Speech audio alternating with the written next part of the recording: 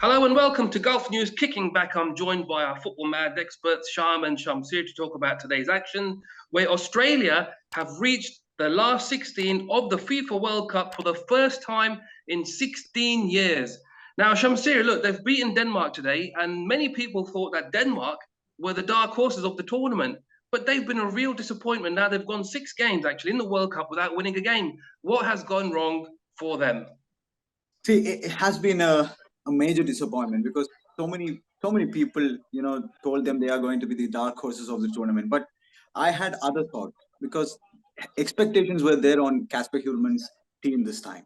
Why they did so well in the Euros was because there was no expectation and they were the underdogs, and the Christian Eriksen incident happened, and that united the team together. And they went on and reached the semi-finals. And in this World Cup, the expectations were there and they couldn't handle the pressure. They lost against Australia.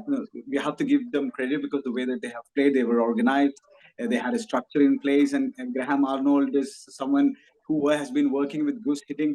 Yeah, you remember 16 years ago they went on to the round of 16 under Gus Hiddink, and this guy was their assistant manager, so he has been there before. So we have to give them credit, but all the stories will be about Denmark. The players they have, the superstars they have, they couldn't handle the pressure. They couldn't handle the pressure. That's the story. Sham, what do you think went wrong? I mean, Shamsu's spot on there. They just literally couldn't handle the pressure. They couldn't rise to the occasion. A lot was expected from this team.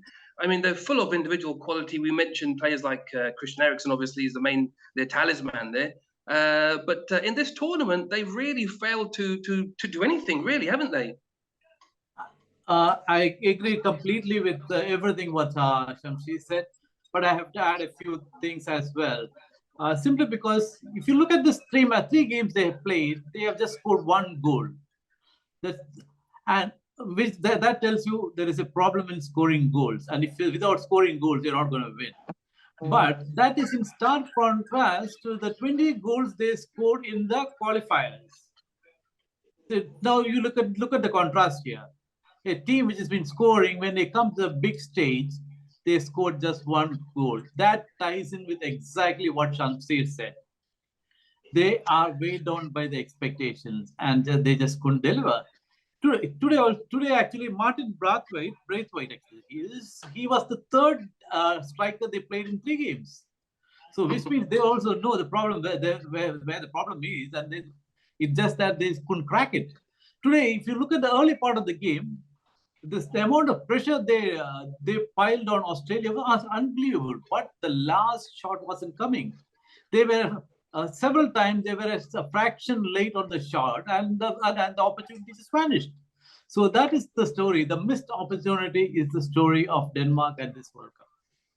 Shamsir, in 2006, Australia's hero was Harry Kewell when he scored that goal against Croatia to put the team through to get to the last 16. Today, the hero is Mathew Leckie. He got the early goal of the game. It was a decent finish, but I mean, the ball literally just looked like it bobbled over the line. He really didn't catch it very well. It was enough to beat Kasper Schmeichel in goal. But at that point of the game, Denmark were pressing forward. They had most of the possession in today's game. And if you look at the stats, they created a few more chances than the Aussies. But one goal was all it took, and it was Leckie that got it. How impressed were you by Mathew Leckie today? Man, that goal was very impressive, to be honest. Yes, like what you said, it just crept inside the post, but he had to travel with the ball for like 30, 40 yards, man. That's incredible. Yeah, it was a good run. He will definitely lose balance at the last moment, but he didn't lose the balance. He took the ball on the right, then to the left. It was incredible goal. It was a counterattack, perfect counterattack, because Denmark were I think in the Australian box, and they won the ball there, and it was like 2-3 touches, and it went into the Leckie, and the lucky boy finished it off brilliantly. Brilliant. Leckie sure was lucky today, but unfortunately, luck deserted the Tunisians today against France. I mean, they beat them 1-0, which is a tremendous result, but they were looking for Denmark to do them a favor by getting a goal themselves, because had Denmark and Australia drawn, then it would have been France and Tunisia advancing to the last 16. But sadly, Sham, I mean, Tunisia played really well. We knew that France were going to make lots of changes in the team, and they rested the likes of Mbappe and Giroud and a host of others. And in fact, Tunisia dominated the game. How impressed were you, though, overall by Tunisia in this tournament? I mean, Tunisia, So I see all the Arab teams, not just Tunisia, even Morocco, and all these Arab Yeah. teams have been rejuvenated, or rather, they are getting an extra win in the sales simply because it's hosted by in an Arab country. So when it's hosted in an Arab country, the amount of home support they get, not just from the Qatar alone, all the countrymen can easily fly into Qatar. So which means there are a lot of Tunisians or the Moroccans, they're coming into support. So in the case of Tunisia, you could see the amount of support they got from the stadium. And actually, when Griezmann equalized, you should see the amount of people who were downcast. People were crying. They were just crestfallen. So actually, what actually I thought was they were riding on that support, and that allowed them to lift their game to a different level. But then, having said that, I think France also did them a favor with too many substitutions. When the momentum is with you, you don't do that. And this is precisely what happened to France. But having said that, that doesn't take anything away from the efforts of Tunisia. But to me, I think that Griezmann goal was valid. I will leave you and Shamsir to dissect that. Let me bring Shamsir straight in there because, yes, it was the final minute of injury time, Shamsir, when substitute Griezmann came on and he volleyed in, only for it to be ruled out for offside. Now, what do you think? Was it the right decision, or should the goal have stood? I mean, either way, it didn't make any difference to the result or the outcome of the placings of the two teams. But for personal stake, for pride, I mean, for Tunisia, obviously they were delighted for that goal to be ruled out because it means they've beaten the world champions France. But was it offside? Yeah, this one is very, very confusing for me. I can't really say what it was, to be honest, because when the ball was played by Chemeni, I think, and Griezmann was offside at that time, but then there was clearly a contact before Griezmann went on to the play again. So I'm not really sure about this. The last one I was pretty sure. But anyway, the goal scorer was for Tunisia. You remember him, right? Played for Sunderland, Wahib Kassiri. That's right. Yeah. The Premier League. It's good to see that. And I like what you said, yes, it's something for the pride, man. Nobody is going to remember that Griezmann scored an equalizer in the 98th minute and it was disallowed. People will remember Tunisia defeated world champions France in the World Cup. That itself is history, and they will be pretty happy with that. That's the reason they were celebrating it like they won the World Cup. And you have to give them all those things, because these are the moments you cherish and you will live forever, because those guys were in the stadium. It's going to live in their memory forever, man. It's brilliant. Absolutely, it certainly will. And as Sham says, the Arab teams have done so well and they were so well supported. And for them to beat France, I mean, for them, that's like winning the World Cup. They've achieved what they wanted to do. They've recorded a tremendous result. But in the end, Group D finishes with Australia and France, rather France on top with 6 points, Australia second, also on 6 points. They both go through. They've made it to the last 16. It's all taking shape now. There's some more games, of course, tonight and tomorrow. So we haven't got the full last 16 games. We can talk about one of them because we know one pairing already, and that's going to be Senegal against England. Now, I've got a really bad feeling. I mean, Senegal have been playing really well without Sadio Mane. Of course, we know he's been missing. But the rest of the guys have, they've turned up to the tournament and they've been playing, just as we expect them to do. Physical, fast, aggressive, play good football as well. And if they play to their strengths, I got a bad feeling that we could be coming out of the World Cup in the last 16 stage. Sham, I know that you were disappointed with England's performances against USA and against Wales, and you're right to a point where they just haven't looked that good. It was a very cagey game yesterday. They got through, but Senegal's a different prospect altogether, isn't it, Sham? I was laughing simply because you took the words out of my mouth. Even that bad feeling, I do have it. I mean, I wouldn't be surprised if there is an upset, which is why I was laughing. Because if you look at the way Senegal has been playing, they've been playing out of their skins, man. And see, that is the kind of thing, a kind of passion which wins games, especially crucial encounters, and that too in knockouts.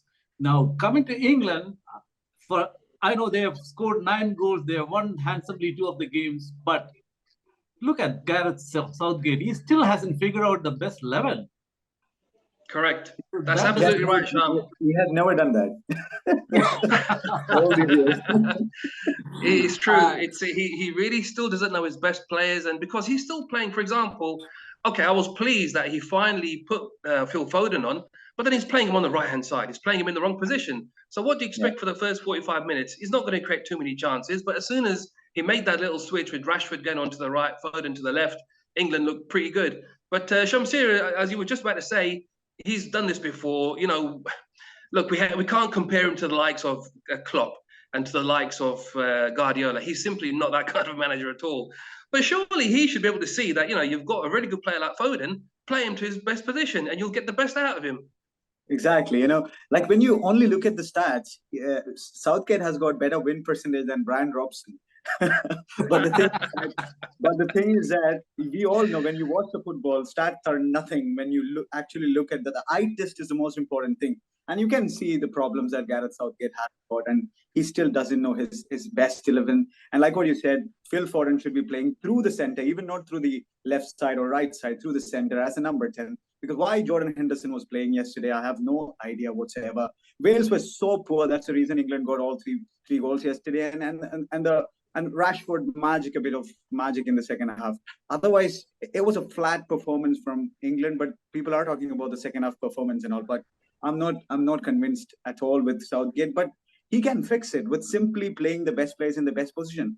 Play the 4-2-3-1. Play Foden as a number 10. Left wing, you can play Rashford. Right wing, you can play Saka, the natural winger. They have Harry Kane as a number 9, and you have Declan Rice and Jude Bellingham's brilliant double pivot he can have. But you know Southgate, he's not gonna make the right decision. That's the problem. And when it comes to Senegal, they have nothing to lose. They have already achieved their target. Round of 16 would have been their target already. With Mane, they would have been hoping to go further. But without Mane, they have already reached their target. They have nothing to lose. There is no fear. All the fear will be with England. They have the pressure on their shoulder. They have to progress into the tournament. They have to reach to the semi-finals, finals, winning the cup, bringing it back home. All these kind of things are with them. Senegal, without any fear, the African strength, we're going to witness that. I feel there is a bit of magic left with Senegal. And Aliou Cisse, what a manager, man. He has taken them to the round of 16 in 2002 as a captain, and now he has taken them to the round of 16 as a coach, and in between he has won the African Cup of Nations as well. So the nation is fully behind the manager, even though they don't have the talisman. I think Senegal will be pumped for this match. They'll be pumped. Let me share with you guys something which I heard on the telly. They were speaking to Gary Neville, and Gary Neville said something which was very, very interesting. He said, when we play for England, we have to do everything perfect. So we are worried whether are we getting it right? Are we doing it all right? But he says, when they played Brazil, and he was stunned. They lost to Brazil, and during the match, Romario and Ronaldinho and the other players, they were having fun on the field. They were enjoying the game. They're having jokes inside the pitch. He says there's absolutely no pressure. These guys are playing with absolute joy, and for the sheer joy of playing it. And here you have England trying to get everything right. Absolutely right, Sham. On the tabloid. Every maneuver is recorded. That's absolutely right. I mean, the joy seems to be knocked out of teams like England with the pressure. But teams like Brazil, they'll still go out there and you can still see they're having so much fun knocking the ball around, playing, football. And that's why we see all these fantastic skills and fantastic moments of football. Sham, you mentioned Ronaldinho just there. I interviewed him yesterday. So Gulf News readers can expect a nice story next week. It's under embargo right now. So it was a pleasure to meet the guy. He's here for some Pepsi. He's one of my favorites, man. Yeah, wow. he was tremendous. He doesn't speak a word of English, unfortunately, so I'm waiting for the translator to translate everything from Spanish to English. But still, pleasure to meet Ronaldinho yesterday. Yeah, but his smile is good enough. He smiles from ear to ear. His grin, that is good enough. And he was doing the same thing yesterday, Sham. Ear to ear, grinning, huge smile. The same hair. He hasn't changed. He looks like he could still play, actually. Wow. Guys, the other round of 16 game that we know so far is Netherlands against the USA. Shamsir, call it. How's that going to go? That's going to be a very interesting match because Netherlands haven't played so well so far, but they haven't conceded many goals. USA, the problem is up front with scoring goals, but the energy, the enthusiasm and all these things, even though they call it soccer, they're playing brilliant football. So you have to give them credit, and it's going to be a fascinating match. you can expect a miracle over there as well. I can see a USA win if Netherlands play the same way, unless they step up, or it's gonna be another miracle. It's a World Cup of miracles, I believe. So far, you're right, it has been. Sham, do you think we can see the real Netherlands finally turn up against the USA? I think they have to. I mean, they don't have a choice. See, now this is the knockouts. You either do it or go home. So they have to do it. They'll have to do it indeed. They'll have to improve the performance, that's for sure. I think we can all agree that we've been slightly disappointed with the way they've, apart from Gapco, who's had a really good tournament. He scored 3 goals and he's doing quite well. So, yeah, we'll see. Right, there's 4 more games to look forward to tomorrow, 4 big games as well. Costa Rica against Germany, Sham. Germany have to win that, otherwise they could be saying goodbye to the World Cup at the group stage for the 2nd consecutive time. Costa Rica are there for the taking, I think. You know, I think if half a decent Germany turn up, they should be able to put 2 or 3 past them, surely. If Germany plays the way they played against Spain, yes, they will win. But a win itself won't guarantee them a win. Qualification, because they are absolutely. They have to win, and they have to go. The other results should go their way. That's the only way they can qualify. But and then to answer your question, Germany definitely will win. And Shamsir, the other game in that group is a big one: Japan against Spain. I mean, we've been impressed by Japan. They've had a really good result against the Germans. Spain have been superb. I mean, they were unlucky against Germany to be held in that 1-1 draw. How do you think that's going to go tomorrow? By the way, the Germany-Costa Rica game, I'll be there in Qatar to watch it live. Oh, wow. Yeah, and regarding the Japan-Spain, that's going to be a fascinating game because Japan also needs a win. And Spain, we have seen the way that they pass around, they pass as teams to death. But it didn't work out in the second half against Germany. Germans, since the goal they scored, they could have even scored the winner. But, this is the problem with Spain. They can pass, they can do everything. We have seen them scoring a lot of goals in the first game, but against Germany, they weren't creating as many big chances as they would like to have, with all the possession they had. So Japan will be thinking, they can do another miracle, but I can't see Japan winning that game, to be honest. Spain will be too good for Japan. Yeah, it looks like it'll be a tough test for them. Another huge game tomorrow, guys. Croatia against Belgium. Belgium, the 2nd ranked team in FIFA in the world rankings. They haven't been too good. They were beaten by Morocco the last time out, 2-0. They scraped through against Canada 1-0. It's going to be a tough one tomorrow. How do you see that, Sham? I mean, you could see Belgium crashing out of this tournament. Yeah, you can. Because if Croatia win and if Morocco win, then which Morocco should win, I think, against Canada, and if Croatia win against Belgium, then Belgium goes home. So, so I think that on the strength of what we've seen, I think Croatia should sneak home by a goal. So, which means Belgium and Kevin De Bruyne go home with their aging squad.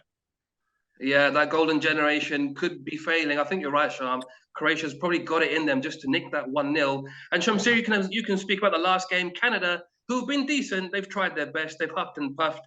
They'll be playing against Morocco, who had that superb result against Belgium, which I mentioned just a second ago. If Morocco win, which they look like they can, they could be going to the last 16. What's going to happen tomorrow between those two?